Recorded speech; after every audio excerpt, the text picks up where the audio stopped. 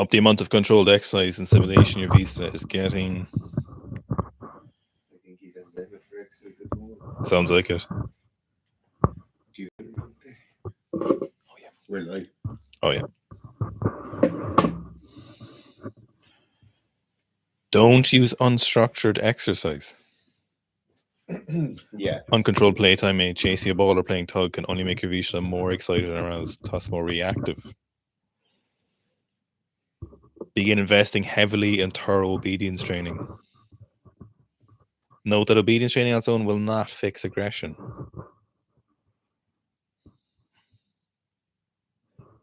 Welcome to Seek a Strength Dog Training. Willy says pull it slower.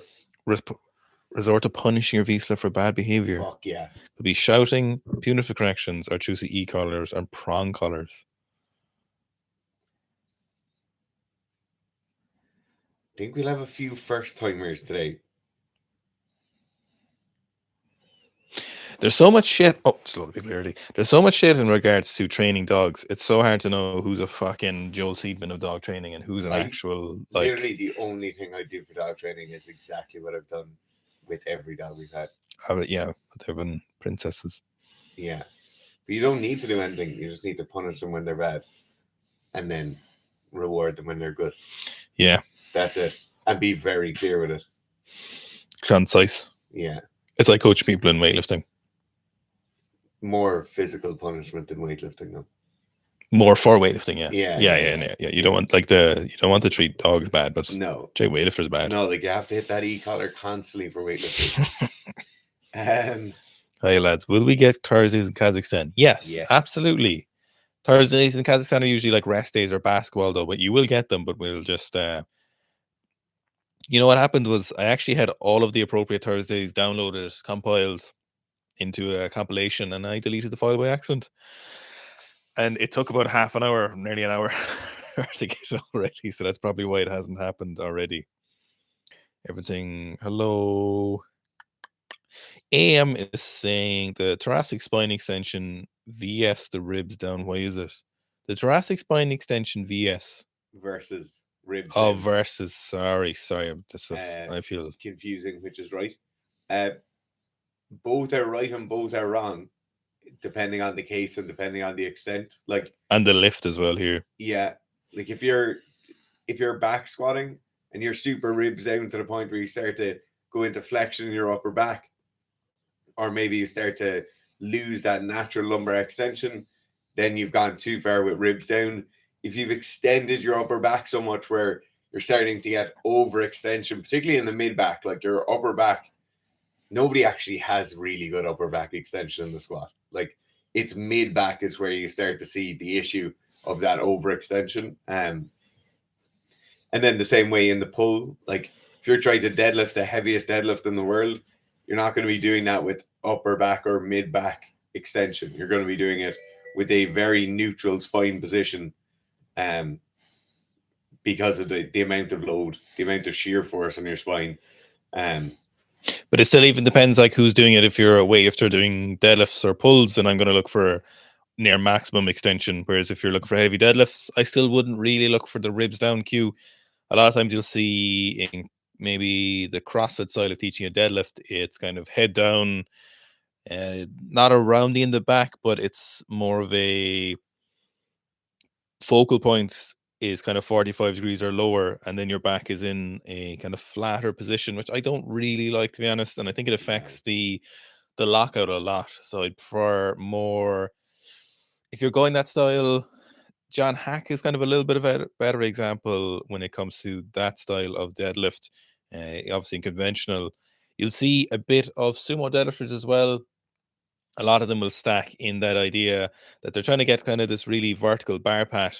And so if their shoulders are on top of the barbell, and this is where that kind of upper back flexion comes in, and where people are like, oh, if I flex my back more, I'll get my shoulders over, so I can make this more efficient bar pat. But it does really depend on context. And I'll be honest, is the live stream jumping or is it okay? It's jumping there. It is jumping. Can you just let us know if we're disrupted or if we're still? Seems to be back a bit now, does it? I think we might be back. Yeah, So I'm way louder than you. you're louder. Yeah. Nikki louder. No, you're louder. Oh, I'm louder. Sorry. That control doesn't affect them, does it? Yeah. I think you need to go up a bit and I need to go down slightly. Talk again. Just sitting here talking the live stream. Said it's better now. Seems to be back. Yeah, it does seem to be okay. Weird. Do you know what that is? Everybody getting home and turning on Netflix and YouTube. 5:30 in the evening. Yeah, so anyway, the ribs down is something that's rarely used, to be honest. Sometimes you'll see in the squat people have an issue where upper back or lower back extension, even to the what would be considered kind of a neutral point for the back squat, often end up replicating the pain. So then you're kind of looking for a slightly different style, but ideally in there you're really looking to address the pain, and lower back extension shouldn't cause immediate pain in your lower back. So the ribs down, it really depends on the lift, but mostly it's either neutral or some extension or kind of a spectrum to extreme extension. Like a clean pull or snatch pull, I want as much extension as you can manage without really messing up your shoulder or your elbow position. I actually really don't like that flexed in deadlift position. No, I don't like it at all. Really messes people up. Brian Estrada says, how come I get back of knee pain when I ask the grass squat with only on my left knee? So me and Owen can't answer injury questions because we're not doctors. Max Offerman says, never been this early, damn. Project Gauther says, new record set by Democratic People's Republic of Korea athletes already. Exciting. Yeah, so it seems mostly or exclusively on the female side. I don't think we've seen any world records on the male side from what I've seen. But if there is, let me know. But I think it seems to be the female athletes are kind of breaking most of the world records. Is it 2 or 3 already so far? So it's the old gear holiday. The old gear oasis, like. Yeah. Connor Cassidy says, best way to program weighted pull-ups. So the first thing starting off is you have to be doing like 5 sets of 10 kind of minimum in my eyes, or that's where you should be at if you're trying to get better at pull-ups and you're doing weighted pull-ups. Make sure you can do 5 sets of 10 standard pull-ups before you start off. If you're doing weighted pull-ups in a very specific setting, maybe you're a strongman and you're working on that lat strength or something along those lines, then the 5 sets of 10 doesn't apply. But if you're of standard body weight and of standard body size, 5 sets of 10 is a good precursor to moving on to weighted pull-ups. I then start off with 5x5s. You do 5x5 twice a week, and you just slowly add weight increments each week. So you do 2 sessions with the same weight. 2 sessions each week with the same weight. So that might be starting off at 5 kilos on a weighted plate, do 5x5 on Monday, 5x5 on Thursday. Then I do 7.5 kilos or maybe 6 kilos if you have fractional plates, 5x5 Monday, 5x5 Thursday. Then you slowly build up in that fashion. So what I like to do is basically you start off with your sets and reps and then increase your weight. Then you increase your volume at the same weight. Then once you've hit the desired volume, maybe it's 10s or 8s, depending on how close to your max you are. You hit that volume, then you increase weight. You stay at that weight until you can increase the volume. Then you increase the weight and increase the volume, but you're slowly trending downwards slightly with that volume as well. So, you might go 10s, 8s, 10s, then you might go 8s, then onto 6s, then get the 8s again. Then you might go to 5s, try to get back to 6s with that, then go down to 4s with the next jump. You get back to 5s with that. Slowly, then you work up and works very well. Takes a little bit of time, but very, very effective for increasing the weighted pull-up, and you get lots of volume with it. Willie says, if you aren't training hunting dog or herding dog, it isn't too complicated. Definitely, it's not complicated. Nathan says, be more mature than the dog. Not that strong. Say that about kids as well. Do they? No, you could say that about kids. Yes. Not that strong says, when's the new RTA out? What's the difference to the OG one? The new RTA is probably going to be out next week. It's 12 weeks in length, so it's the longer this time. So it's the assumptions you've run the first one it is going to be done in a different way, and it'll become all apparent next week. But it is longer, just in nature that there is kind of more volume to do initially. There doesn't have to be as aggressive jumps this time compared to the first one, and it is a kind of natural continuation to the first RTA. And hopefully we'll see as good or better gains with the part 2 or the RTA 2.0.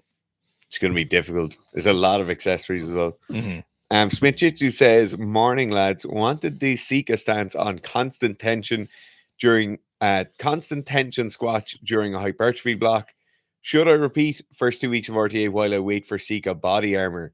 So Sika body armor isn't something that's on the cards for release right now. So you might want to be repeating more than the first 2 weeks of the RTA. In terms of the constant tension during the squats for hypertrophy, in my eyes, constant tension and this thought of constant tension and this thing of like partial range of motion so the muscle stays under tension for longer falls into the bucket of things bodybuilders talk about because there's nothing else to talk about in bodybuilding. And it really isn't important, really isn't something you should concern yourself with. If you were to do 4 sets of 10 on standard squats, standing up in between each rep, or taking a breath in between each rep versus 4 sets of 10, just repping them out, I would put money on the fact that after 3 months of training both ways, you will have far better results in the non-constant tension group in terms of the actual weight you're lifting and the amount of force you're able to produce. Now, in terms of hypertrophy, or more specifically, or in the short term, in terms of the actual muscular damage that you're doing during those sets of 10, to be honest, I think what people experience when they're doing the higher rep sets at constant tension is they get more of a pump and they feel like it's harder. And then due to that perceived difficulty of that set, so increased lactate in the muscle, more of that feeling of being pumped, they then think that's better, that's going to garner them better results. But I really have no time for that. I wouldn't be in agreement with it. I wonder, are you referring to Omar Isa for the video I saw there maybe a couple of weeks ago? And it was kind of lengthened partial. So like you'd go to the bottom of the squat, come up to halfway and go back down to the bottom. So you'd stay in the lengthened position for more time under tension. There seemed to be some research on it, but I would be super cautious of any new research in any realm of sports science that not blows previous theories out of the water, but in the context of this, kind of blows the other previous thought process out of the water. Because one study in sports science is like, but if it's like 10 years of studies, multiple different ones, then in sports science, we have to be a little bit more like, oh, okay, so that's probably something you should pay attention to. To be honest, I don't think when it comes to hypertrophy, I don't think it matters so much. You know, we've either people who are on a load of gear, and if they're going to be training a lot, they're going to get a lot of muscular growth, which is great. And I think the minimum, the kind of barrier for entry is doing any kind of hypertrophy training to a meaningful fashion. And I think then once you're nutrition and you're doing progressive overload with your hypertrophy, whether that's with volume or weight, or maybe both, like in the case of the way to pull up, I think you're going to get far more of the benefits. You know, when they talk about, say, if you looked at new research and they're saying that the lengthened partials increased hypertrophy, how much is it really increasing it by? Like, is it to a meaningful extent? Is it something that'll make a difference? Yeah, like, is it something that's really going to matter over the course of 10 years of really diligent training? You know, most people I see who want to get bigger and get after it do end up gaining more muscle. If people are diligent with their nutrition and they're diligent with training, we see literally thousands of people who want to get stronger, do get stronger, and they want to get bigger or they want to get faster. If they go after it relative to themselves, they do get better, you know. So I think sometimes when you get to the nitty-gritty details, you can almost get confused in the fact that, is it a case of I'll make no progress or I'll make better progress, you know, or make no progress, or is this the only way I'll make progress, rather? And in the case of hypertrophy, to be honest with you, you know, just doing hypertrophy training, I'm going to say is like 85-90%, maybe even more of the battle. So doing higher volume training with potentially heavier loads as appropriate is, in our experience, with athletes and with ourselves, just something that will get you most of the way there. Now, obviously, you want to optimize things as much as possible, but I wouldn't be super concerned. I'd probably let it come down to individual differences then if you're coaching yourself. So if you're like, oh, I just really like how I feel after those lengthened partials, or Chris Bumstead, for example, doesn't back squat anymore. He seems to do split machine stuff. Or if you look at Mike Israel, seems to do loads of machine stuff, and seems to do a lot of kind of barbell stuff as well. I think it's more of a, it's more maybe at this stage personal preference when it comes to that hypertrophy aspect if you're doing your own programming. But I don't think there's going to be anything that's going to blow it out of the water. And the research, like what they call volume at meaningful weights versus like repetitions to failure, or as close as to failure as you can get. I don't think there's a really huge difference in the real world effect. There's Darren, I was reading a study a couple of months ago, and I wish we could find it again, but there was like it was a graphic, and it was in a sports science article. It was on a research paper, and it was like where most studies end, and then it was like where actual results are seen or meaningful effects are seen. It was way further down the line. So I wouldn't. There's no individual paper that would really come out in sports science anymore that would make me go, oh, that's how we got to change it. Whereas if I see like 30 papers I come over that over the space of 2 years, then you're like, oh, okay.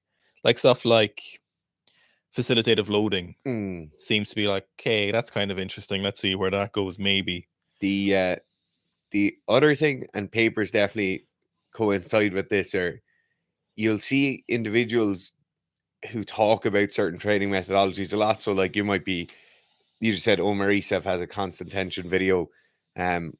You will see individuals who'll train in a certain way. So constant tension versus full reps or whatever it is, or maybe it's concurrent periodization versus block periodization or whatever, or just concurrent training versus periodization. Generally speaking, success leaves a lot of clues. So when we're watching Omar Isef, or we're watching Stan Efferding, or whoever it is, John Hack, you'll notice that people train in a certain way. And then every so often you'll have this outlier will pop up, and the outlier might say, I only do partial range of motion, or I only do box squats. And now I'm the strongest person in the world. And to be fair, we kind of fight back against that a fair bit on these live streams, where we'll say, oh, there's probably other things going on there. Maybe there's some drug use going on. Maybe there's some previous training history. And the reason that person is so strong isn't because of their training methodology. But in the case of the more out there ideas, like the partial range of motion or constant tension stuff, you'll notice if a lot of successful people are doing something, that's probably the best thing for you to go and do. That's the clearest route forward, is the one that everybody who's successful is doing. And that's, I think, a lot of us look for like that next step ahead with our training, or the thing we're going to do different that will make it different. In fact, particularly with exercise science, and particularly with training and with coaching, try and do what the most amount of successful people in the world do. Like if Russian style and Eastern European style of weightlifting technique appears to be the most successful for most people who look like you, then you should do that. Don't try and look for the squat jerk versus the split jerk. Just try and do the normal thing that everyone else is doing. But you're nigga described the squat jerk as an exercise to make the jerk harder. Colin Woodcock is up next. So Colin, we'll shoot you over an email after the live stream. Colin, I don't see an email from you, actually. I think it was up to just look at I think I was in touch with Colin. Oh, okay, perfect. So Banana Bread says, question regarding boxing, etc. And in inverted commas, power is the last to go. Why is timing is one of the first things to degrade in an aging fighter, and why power is the last? Is this mental or physical? Universal across. So I wouldn't say power is the last thing to go. Power is probably a second or third thing to go. Probably, yeah, maybe the first thing to go, to be honest. Timing and speed is specifically timing, at least, would be related to speed, and timing is largely a learned skill. Yeah. And if anything, that would probably not go anywhere. It's more application of power would be the Definitely. first thing to go. Definitely with aging as well. Yeah. Like you'll see aging boxers who'll get on the speed bag and rip it apart, or you'll see aging golfers still very, very good with their timing, very, very good with their technique. This sounds like kind of one of those go-to sayings, but power leaves you quickly. Yeah, power would probably be the first. Speed would be, hand speed and timing or some things that probably would remain. They probably. I think the other aspect of speed, as well as like a lot of the time, what we perceive to be speed, is a combination of tactical awareness, being in the correct place at the correct time, having more efficiency of movement. So a lot of times, speed in sport isn't necessarily your 0 to 100 meters or your 40-yard dash time or you sprinting head to head against somebody else. A lot of the time, we'll perceive a player in sport as being very, like Keith Earls is a classic example of being one of the fastest players on that Irish team, but also being in the correct position all the time where he appears to be so much faster than everyone else. His positioning on the field is better. His reading of the plays tends to be a bit better. And that's somebody who's like definitely one of the older members of a very, very competitive squad. And your perception of, like, I've no doubt Keith Earls has slowed down in the last few years. If he was one of the fastest players ever to play for Munster, he has to have slowed down some amount. But due to tactical awareness, due to that skill element of it, he appears to always be incredibly fast. One of the things, actually, it's probably two things. One thing with boxing is in boxing, head trauma would probably play a significant portion in the timing and speed or its effect. So obviously, largely neurological in terms of timing. So that's kind of your learned patterns with regard to sport. A lot of them become second nature. And of course, lots of boxers take lots of head trauma, and the effect that would have on your timing and coordination in sports is massive. Punch drunk is literally something that affects your speech. So your ability to actively dodge punches or apply speed in punches is something that would, of course, be affected correspondingly. So that's probably one aspect of it. Maybe it might be specific to boxing. I'm not enough of a boxing aficionado to know, and I've followed many careers of boxers to really notice the difference. Second thing, then across more sports, it's not really, so force output wouldn't drop. Timing or coordination doesn't really change that much. If anything, it gets better or more coordinated. What probably changes in a lot of athletes as they get older is the elasticity of muscles and tendons, which would affect power output in the practical application of doing your sport. It's something that could definitely be mitigated if applied, but it's something that would take a lot more work than maybe a younger athlete might have to do at it. So that would definitely affect your timing and your speed and your power. So, muscle elasticity and stuff like that would probably be something that's probably one of the biggest culprits in the aging athlete, and then corresponding hormonal decreases. But I think if you supplement those hormones, you could address the muscle elasticity and tendon elasticity quite well. Sean Holmes says, what's the best bang for your buck way of improving aerobic capacity? The fastest way you could improve aerobic capacity right now would be to lose 5 kilos. Now, I assume this is the Sean Holmes who I used to coach, the soccer player, and you probably don't have 5 kilos to lose. But for everybody else, if I wanted to gain better aerobic capacity in the next 3 weeks, I'd lose 5 kilos, and that would do wonders for my aerobic capacity. It's just so inefficient to carry extra weight around the place if you're trying to run, if you're trying to play soccer or do something like that. In terms of the actual training methodologies, the first thing is just more volume, and more volume in that kind of zone 2 and zone 3, like really pushing yourself for longer periods of time, training sessions in excess. So bouts of exercise in excess of 20 to 25 minutes is very, very important when you're looking for pure aerobic adaptation. And I would really just start with running. Like if running is quite low impact for you. Now, there's a cohort of us out there who, through being untrained in running or through being a bit heavier or through previous injury history, running is going to be very, very high impact. It won't be ideal for us to do that.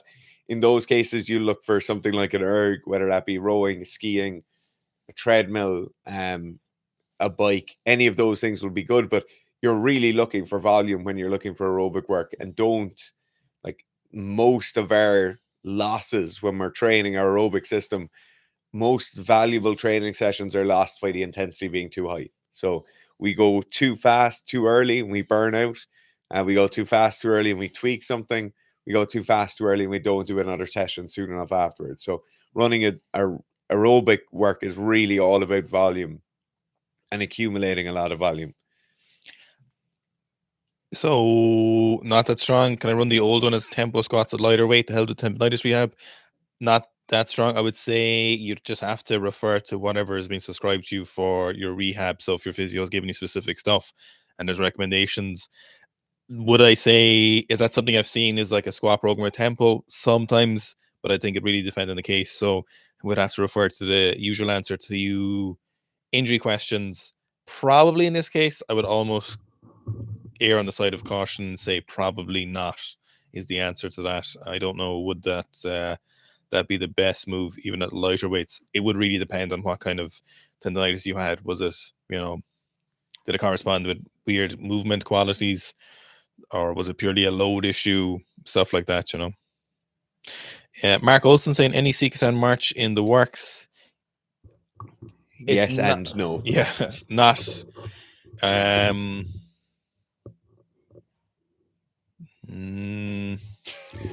Maybe in November. We'll see yet. There's a lot going on. Nicholas Larson said, "Hey guys, are you updating the weightlifting program anytime soon? I don't want to get the next 6 weeks if there's a weightlifting 3.0 on the way." Nicholas, if you've done the first 6 weeks of the weightlifting 2.0, definitely do the next 6 weeks. That leads towards a peak at the end. But the weightlifting will be updated. All will become clear next week about the updating in the programs. So big changes to the programs coming next week. All of this will be clear. And will there be updates? Yes, there will be an extra 24 weeks of weightlifting 2.0 available next week. There's a lot of programming becoming available. Kian Banmani Go on. says, yes. Do hand and foot size matter for weightlifting? Hand size is handy. Hand size is useful. Being able to wrap your hands around the bar. Foot size really doesn't matter. I wonder, could you make an argument? For clout.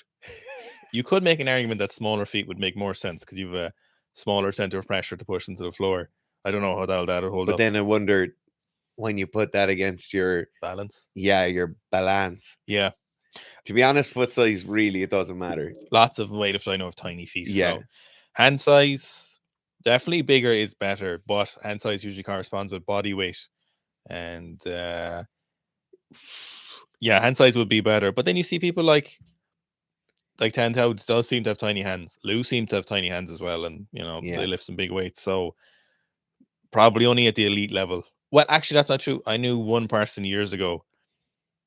I think they were 5 foot, like 1 or 2 maybe, and they couldn't hook grip the snatch. I know you're talking. He wasn't over 5 feet. He was he? I don't think he was. He had like 180 kilo bench press. He did actually, yeah, he did. Insane bench press, but yeah. He couldn't hook grip either the clean or the snatch, or both, I think it was both, yeah. His hands are so small. Now, just to be clear now, he wasn't like afflicted by any condition from birth. No. He was just a very short person. Yeah. And very aware of it and never seemed to take any notice. But one time I came to a weightlifting competition and he was sitting on one of the plastic seats and he's just like nonchalantly swinging his legs. It was so funny. But unless you're at this stage where you're so small you can't hook grip, it's not really an issue. And he's the only person I've ever seen. And if Name Sully could hook grip the bar, it's probably... And there's nothing you can do about it. No, that of all things, hand and feet size, you really can't. Daniel Clement says, anytime a street lifting program is coming. He says, but no, he tells you next one. Oh, street lifting is squat, dip, pull up, muscle up. No. But is the squat done with a barbell or what? Yeah, how do you do that? Daniel, let us know. I don't know. I feel like this is like an offshoot of FIFA Street. What a game. What a PlayStation game. Squat961 says, it's been 3 months since I've completed the RTA squat program. I'd love to purchase the program again, or can I email? You just email us. Email us with your original order number Just find it in your emails. If you have any issues, let us know and send us your new one, or we'll just regenerate the program and send it out to you. You don't need to purchase again. Nathan says, do you have any thoughts on Peter Attia training for longevity, centenarian decathlon, if you've heard of it? Peter's training stuff upsets me a lot, to be honest. His principles make a lot of sense. So I love the fact that he's like super into high aerobic capacity work, and it's very, very important. So high VO2 max. His principles make a lot of sense. They're bang on. His application in terms of just actual programming and stuff really, really sets me. I was talking to one of our friends. You've seen him some videos, PhD in exercise science, for talking about this, and it's he really misses the mark. And unfortunately, he's just been misled by some people. There was one podcast he was on, and he was talking about he had elbow pain when he was doing pull-ups, and the guy was like, "Oh, you're pulling to one side with the pull-ups," and this guy did like, what did he call his shtick? It was like dynamic neuromuscular stability or something was what he called his training shtick. And he didn't let Peter do pull-ups for a whole year to fix a shift to one side and elbow pain. Man, if anyone's telling you that, he talks a lot about, we're talking about leg strength. Peter starts talking about wall sits for time. I'd actually, to be honest, I'd considered making a video about Peter's training stuff, but I didn't. I just want to be ragging him because I really like a lot of Peter's stuff, and he's been on the ball principally for a huge amount of things that I agree with. And I like his books, and I like his podcasts, and he updates his methods and his training, or his thought process, and his nutritional stuff. Like, he was keto for years, and he updated that, and he said it didn't really seem to make sense. And now he's just a bit more selective with his carb application and stuff. And, you know, he was the first person nearly 10 years ago to be talking about metabolic health is probably the most important thing, and your glucose disposal mechanisms and your glucose metabolism being some of the most important stuff, certainly in relation to Alzheimer's and longevity and health. And he was really on the ball with that, and he was saying it before a lot of other people have been talking about it, you know. So I do really like Peter, but his training stuff is leaves a lot to be desired. But in terms of practical application, to be honest with, if anyone is actually going to do any training that he recommends in the principle of thing, they're probably going to get most of the benefits. So it kind of doesn't really matter. But I like what Peter's after, but the training stuff is you can't know it all. You can't have it all, you know. Zach Divilbus says, I'm having trouble with the RTA. I have to work out in the evening and I feel like I'm out of gas. I work a 12-hour shift and I have 2 kids under 5. What can I do to make the biggest impact to health? Steroids. Loads of steroids. So this is a really tough thing because you can't give the kids away, and obviously you can't give them steroids. Yeah, obviously you still need a job. In this case, the best results we've had with all of our athletes in cases like this is a stepped decreasing in load. So Zach, take for example, you have 180 kilos as your back squat 1RM. I would bring that down to maybe 165 or 170. And the way to think about this number is, think about you on your most tired, most fatigued day. What does your squat number look like? Does it look like your best PR number? It really doesn't. It will look something closer to the 165 or something. And then just email us. We'll regenerate the program and you can horse away into it from there. The major mistake people make when they're in your case is they'll reduce overall volume and try and keep intensity at the same level. So they'll try and lift the same weights, but for less sets and less reps. And that's where the real danger comes in, because then we lose our major training stimulus. Gareth is having a meltdown next to me here.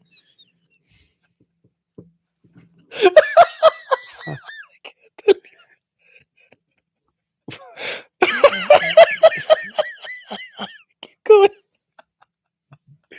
Oh my God.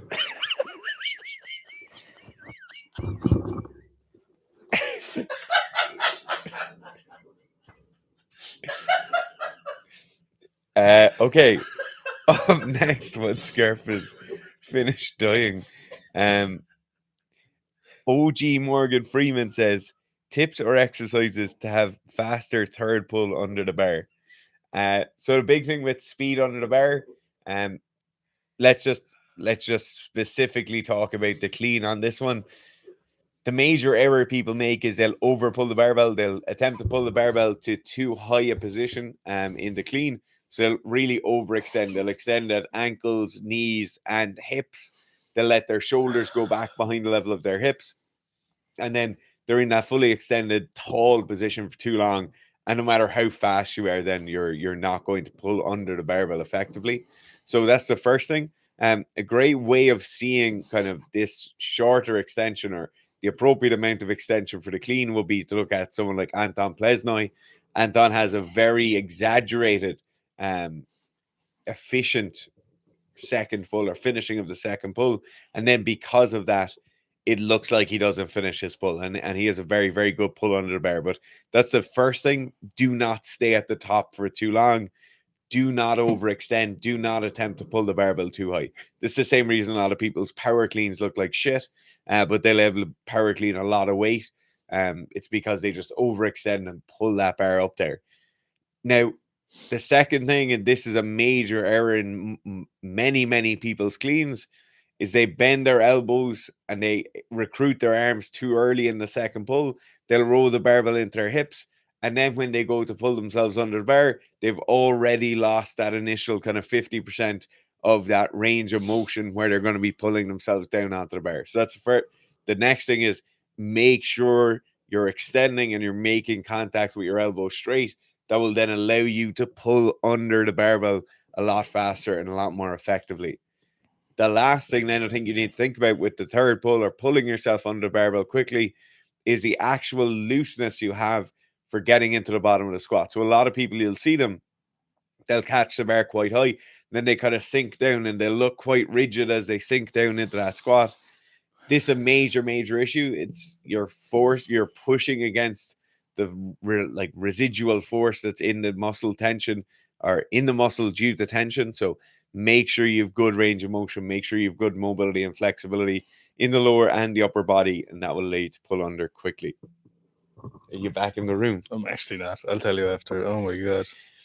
Brian Estrada says, your lemon supplement gives me nightmares every time I take it. So this is common for some people with a B vitamin or particularly B6 deficiency. When they start supplementing with it after, this is a kind of main symptom of that is that they'll get more vivid dreams due to the fact that they're getting better sleep because of that. And we actually have a comment later on from Dr. Demographics said, refilled on Seek a Sleep again, and Sleep Score is registering more REM and deep sleep cycles. Great product. So thanks very much for that. But to get back to your point, Brian, or Brian, in cases like this, so obviously we've had people say it to us the same when people take ZMA or supplement with ZMA. In these cases, it usually only lasts for around 3 nights. So the first 2 or 3 nights you take it, and then after that, those kind of more vivid dreams go away and you're back to being able to just remember normal dreams again. But certainly you will have some quite vivid dreams at the beginning if you are deficient in certain vitamins. So that's something you'll see in a reference one of that paper is actually in the Seek a Sleep ingredients breakdown, is that they can dream recall is really well associated with B6 deficiency. And if you're deficient in B6, your dream recall during the day isn't as good. And then usually supplementation happens, people's ability to recall B6 or to recall their dreams is increased, which is quite interesting. And continually showing how humans are mental, but it is generally something that kind of overcompensates a bit because you haven't been remembering your dreams. And then you are kind of will refine that balance again. I've never seen it last in anyone where they continually had nightmares. Most people just have either lots of dreams or they remember more of their dreams. Some people have lots of romantic dreams for some reason, and dreams obviously are entirely personal. So it's yeah. Nicholas says Owen is way louder than Dara. That's of course We should be fixed now. not true. Dara is much louder than me. Tiny Toes said, I My do arch nemesis. I do legs, squats and front squats on Monday, snatches on Tuesday, followed by shoulders, cleans on Thursdays, accessory and cardio on Wednesday and Friday. Is this enough to increase strength? So Tiny Toes, I suppose that's kind of an open-ended question. And it really depends on how strong are you now, how long have you been training, what are your goals for strength training, is it 1 RM increase in strength or whatever, which is what we usually mean. There's probably a lot there, but the idea, I suppose, is, yeah, technically, but it, requires a lot more detail than that. But it's yeah, that training, any amount of training, 3 days a week is enough to increase strength, 2 days a week is enough to increase strength, depending where you're at. Back to basics says, hello lads, swapping squat shoes so frequently, does it affect you or make no performance? So for me, it doesn't affect it. It's just squatting for me.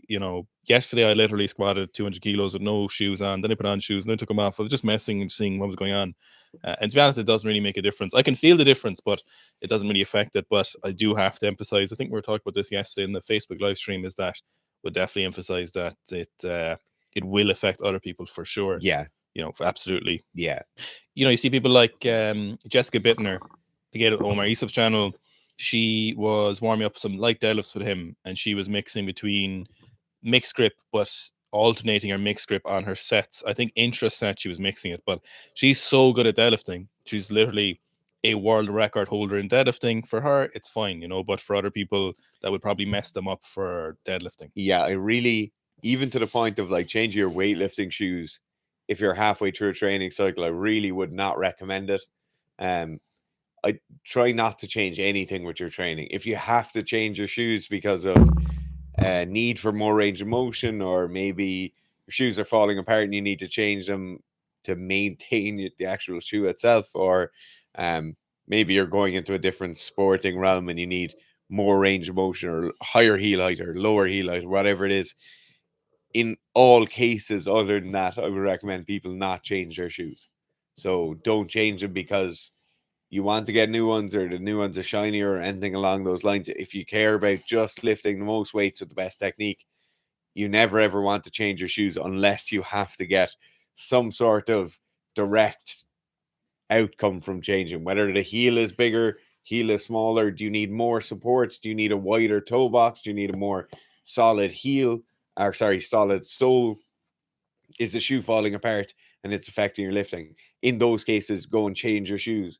In pretty much every other case, I would recommend changing things as infrequently as possible.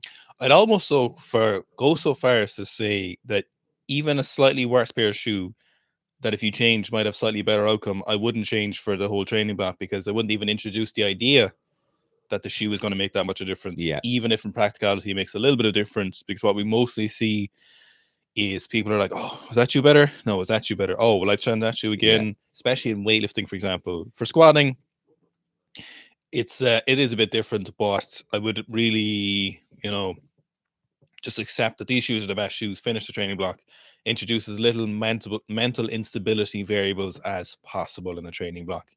Stuff is hard enough as it is. I remember playing rugby, I'd say I had at least 12 pairs of Adidas flankers.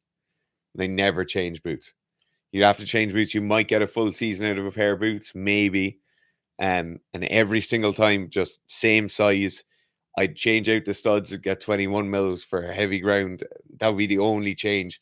Change them to longer studs for wet ground, shorter for drier ground. And that was it.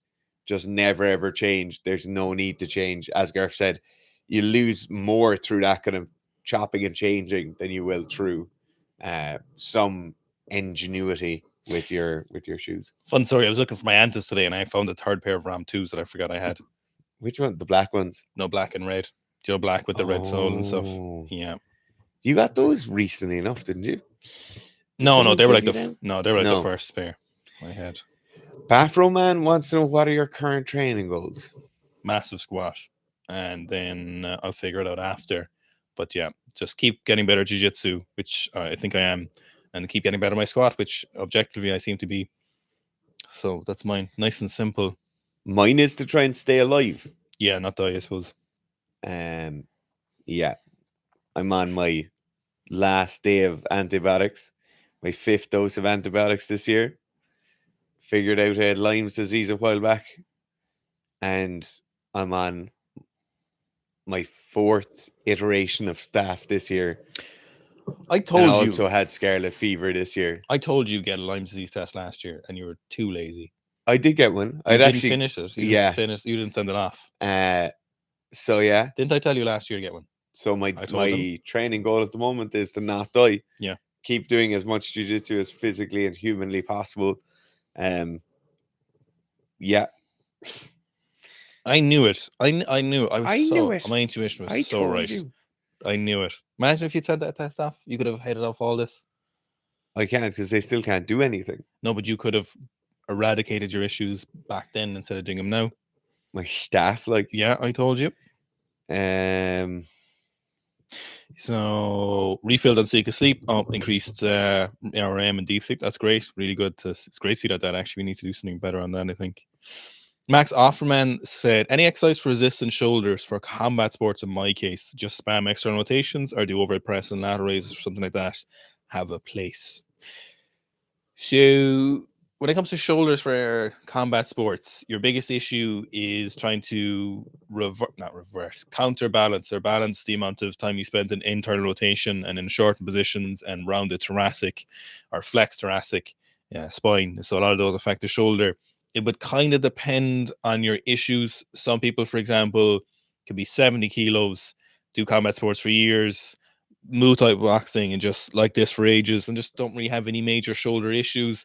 Then you get other people who have massive issues with their shoulders. So it kind of depends.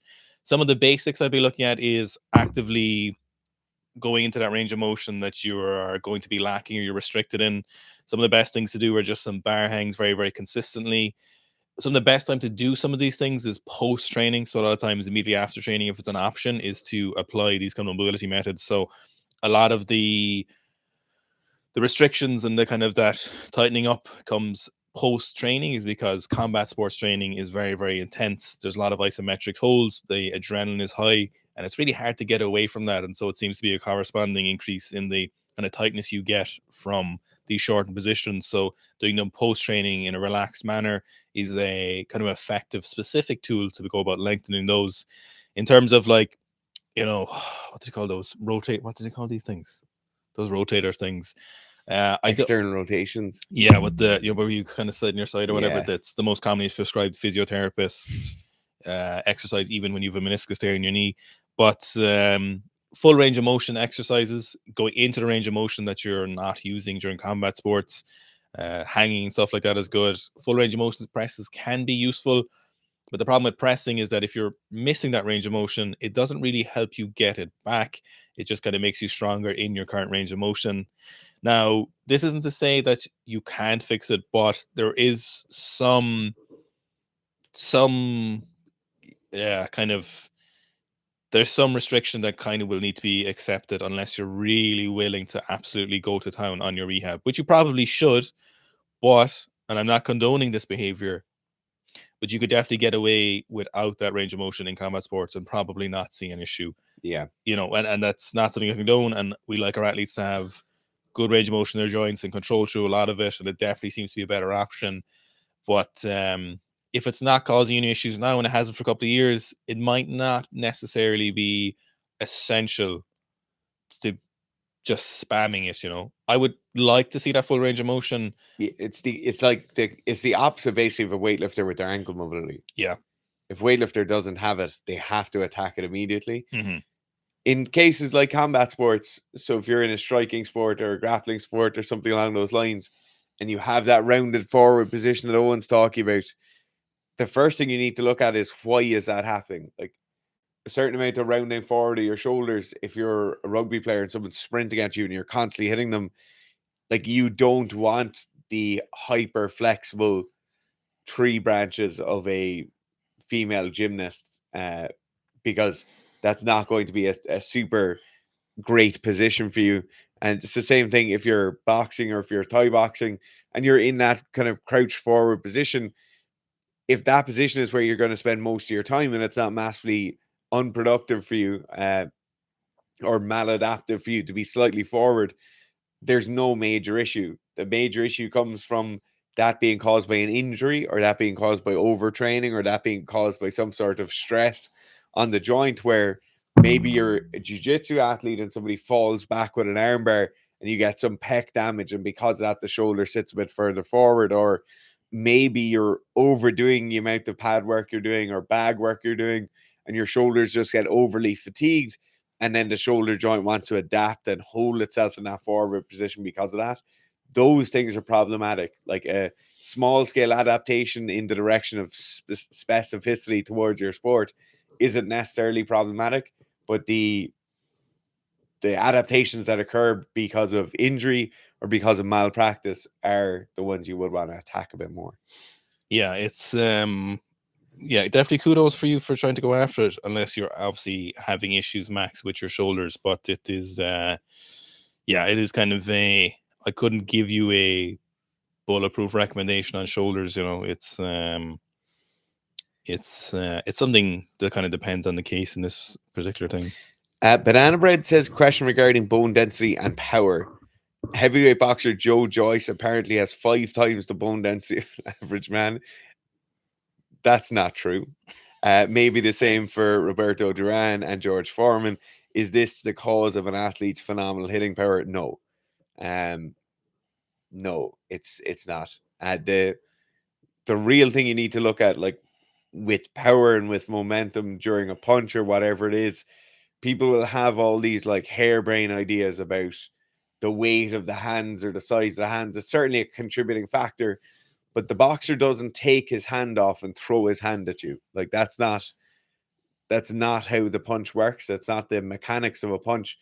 The punch is merely one aspect of a really long kinetic chain coming the whole way from his toes in contact with the floor. So the weight of the hand, although in some way might be important, it'd be far more important in an open-handed swinging in like a pendulum manner, because then you just have that kind of momentum of the hand and the residual weight of the arm coming in and hitting someone in the face.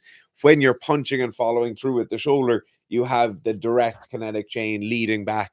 And it's not necessarily like a projectile in motion where you're saying mass and velocity are the two things that are impacting in here. And even in those cases, the relationship of velocity would be squared in relationship to the mass and how important the mass would be. In terms of him having 5 times the bone density, that's not true, because bone density throughout the body does actually change. Like I know you'll do a DEXA scan and they'll give you a bone density score, but if you had 5 times the bone density that Owen has in his shins, then your long bones would have no gap in the middle of them, and you would have no bone marrow, and then you would have nowhere to make certain blood cells. So like I think that's probably just somebody talking out their arse. I'm going to keep to Paul Dowding there. Thanks for the super chat. So, how to stop knocking the bar in front? I'm often humping it forward at weights 95%, so have to chase it. Any drills, particularly snatch. So, usually this comes down to obviously a learned skill. So, maintenance of technical proficiency at heavier weights is a skill of high level lifters. So, just bear in mind that when you are making mistakes at heavier weights, it might not necessarily be because there's something wrong. It might just be because you don't have this particular skill learned and reinforced at heavier weights. So 90% plus weights are some of the most effective weights for improving your 1RM. That doesn't necessarily mean we do them all the time or can do them all the time, but there's a reason for that, is because those 90% plus weights kind of have their own technique, or they have their own demands on your technique that is separate from the lower percentages of weights. So if this is happening at heavier weights, it could be just an inability to maintain your technical proficiency or technique at these heavier weights because you may not be practicing them enough. It could be due to a lack of posterior strength or back strength. So a lot of times if people have this inability to maintain that lower back arch throughout the pull, it's something, for example, if Anton's coaching me, he's really, really emphasized that lower back arch through the pull, the extension, and in the catch, in my snatch in particular. But one of the big things is if you lack that ability to maintain that extension, so when you're coming through that second pull, if you're slightly rounding, if you're losing extension in your lower back, you tend to lose the tension throughout your hamstrings, even if you don't necessarily feel it. So then we get this kind of extended position in our back, or even slightly less, or slightly flexed position, so slightly less extended. The general tendency then is to be dragged forward by the weights, and instead of hanging out over the barbell, you get this flex position, those hips naturally come a little bit closer, you get dragged towards the barbell, and we end up humping that barbell away from us. So probably, if not technical proficiency or technical consistency, it could be a strength aspect in the lower body. Think as well, just finally on that, in certain classes of lifters, we see them overusing straps and smashing the living daylights out of the bar with their hips because they're able to. And a lot of the time, when they then take the straps off, or they're made use just a hook grip or no hook grip, their snatch becomes a lot more efficient and they have a lot less smashing of the bar. So it's definitely something to watch out for if you're one of those people who really leans back at the top and kind of swings that bar around with your straight arms. Stay away from using straps. Straps are not your friend. Oh, that's true, actually. Yeah. Yeah, so practicing some heavier pulls at 100% can be useful. So just even snatch deadlifts. But also you said you're at 180 back squat for 110. So that's not that's really on the lower end them. So I would bet some extra strength in the lower body could assist in that. Moniel says one North Korean guy attempted 210 at 81, super close, dropped it basically after he'd already made it, lost balance while overhead. I think I saw a video of that lift. Oh, did you? I didn't. I must have a look. So, yeah. Smiliev says, what tools stroke exercises have you used to address backward movement in the snatch and in the clean? And then he says just the clean, not the jerk. So Smiliev, the first tool I use is verbal cueing to get people to stop doing that. A lot of the time, people are doing that without any real notice or any real idea that they're doing it, and that direct verbal cueing is the next way to do it. You then might use some visual cueing on that. You might show them themselves jumping backwards, then show them a video of themselves doing it correctly, and that can help it. Also, some chalk lines or some dry erase marker on the platform can really help with people in terms of their consistency of stopping them jumping back. But then in terms of the actual technical aspects that might be leading to that, so ideally you fix those things with a cue. The athlete intuitively fixes the movement itself. Now, the mechanical causes of the jump back can be caused from a number of ways. The first and most common of these in the snatch and in the clean is over pulling on the barbell. So we spoke about over pulling earlier on in the stream, but over pulling would be at the very top, full extension of ankles, knees, and hips, shoulders coming back behind the level of the hips, but in an excessive way.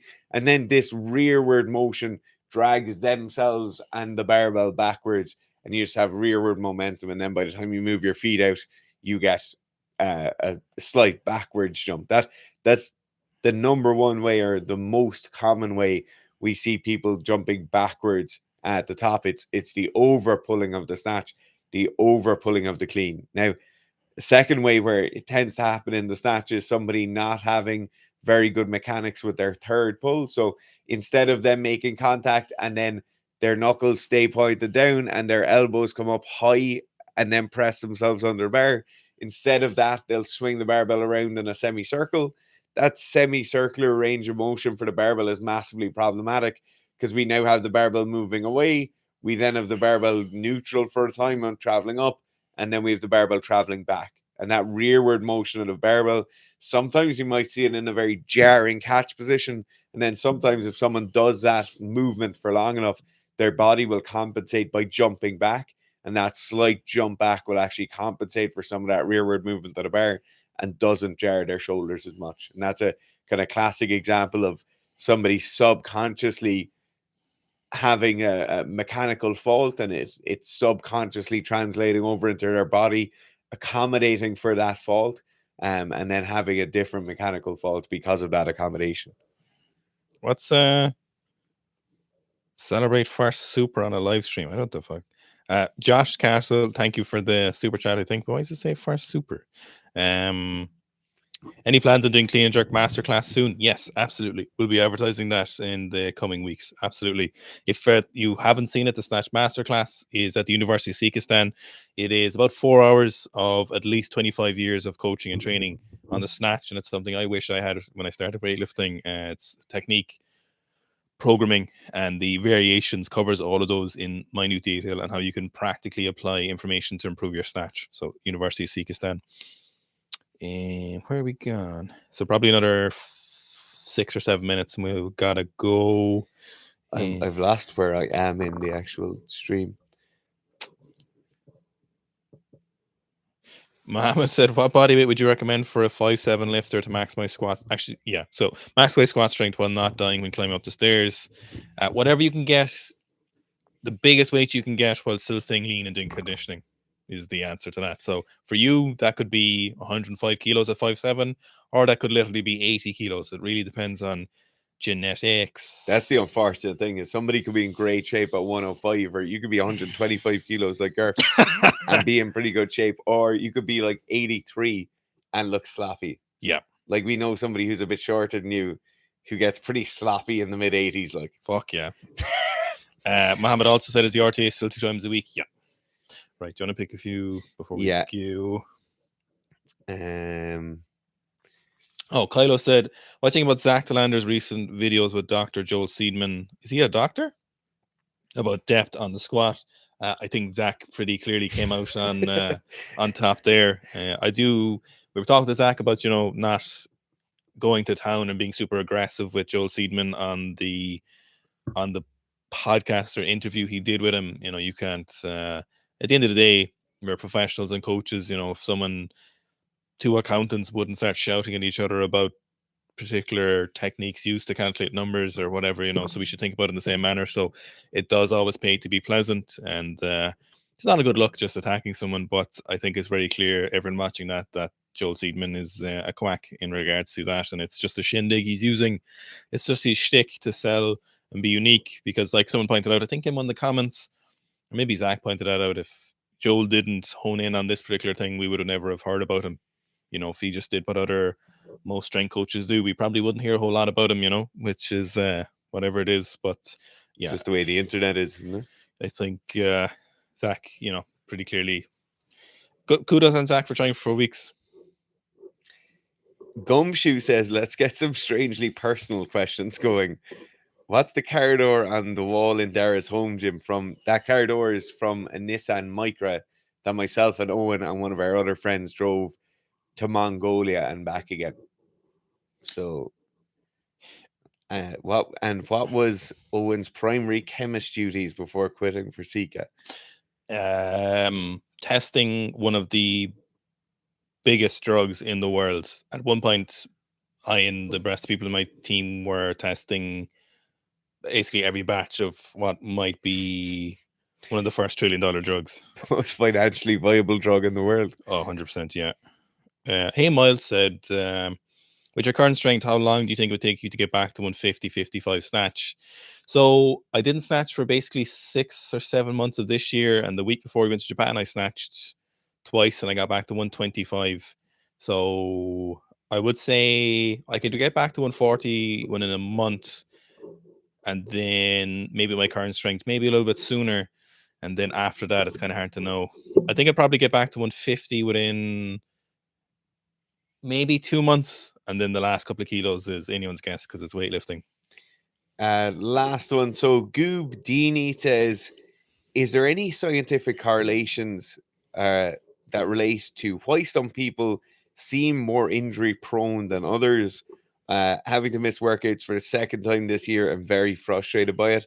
I've yet to see something where genetically we see correlations, or I've yet to see something I'm fully convinced by where we see certain genetic traits in people that make them more or less injury prone. There is, yeah. So one of the things that ACTN3 was people are less injury prone when they have it. Shh, I'll tell them.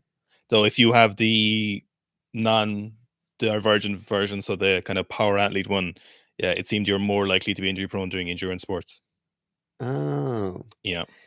What I was going to say is some people are just not suited to some sports. Yeah. I think it's like our jiu-jitsu coach talks about it. I've heard multiple other coaches in multiple other sports talk about it. There are certain sports that certain people just should not do. And I'm not saying, like, to be honest, being injured twice in 1 year is not a lot, Goob, Dini. Depending on what sport you're doing, if it's like speed race walking, it probably is a lot. But if you're doing something that's quite high contact, an injury incidence of twice per year probably isn't that high overall. But I definitely feel as though through a combination of your genetic profile, your neurological profile, that certain sports just aren't suited to certain people. It's why our coach decides that he does get people whipped when they get promoted, because his reasoning is that jiu-jitsu is not a sport that everyone is able to do, and that you should be able to walk through a gauntlet of 40 belts when you're getting promoted. And to be honest, I agree with him.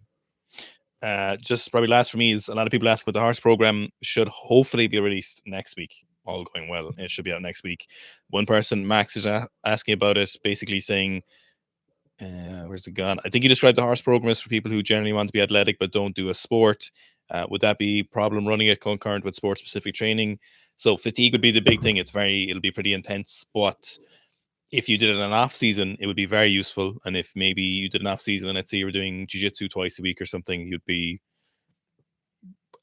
good. It would be tough, but if you're able to manage your fatigue and stuff, you should be able to do it. But for any intensive in season would definitely be too much. Thanks very much for tuning in.